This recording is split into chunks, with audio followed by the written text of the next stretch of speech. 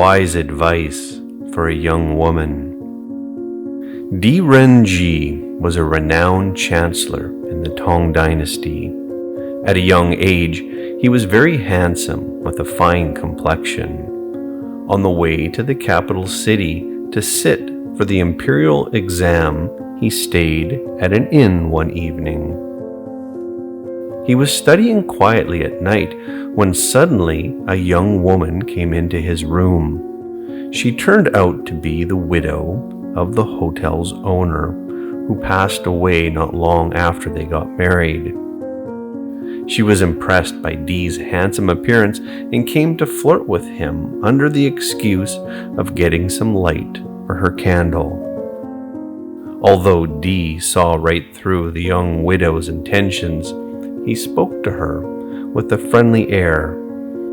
"Madam, your fair countenance reminds me of what an old monk told me long ago." Out of curiosity, the young widow asked him what the old monk said. Dee told her that before coming to the capital city, he lived in a temple for his studies. While there, an old monk once gave him a warning about the future. "You have a commanding appearance and will definitely become a high official in the future, but you must remember not to indulge in sex and commit adultery, lest your future be ruined," said the monk. "I have always kept these words in my heart," Dee continued. "It's admirable that you work hard to keep the business going and have guarded your chastity. Please do not ruin your fine character due to impetuous emotion. Besides, you have elderly parents-in-law and a young son to take care of who all depend on you. The virtue of women who guard their chastity has always been praised and highly respected since ancient times." The young woman was moved to tears after hearing Dee's words. "Thank you for your gracious guidance," she said. "From now on, I will stick to the chastity expected of women to repay your kindest advice." She left after thanking Di Renji 2 more times. A poem.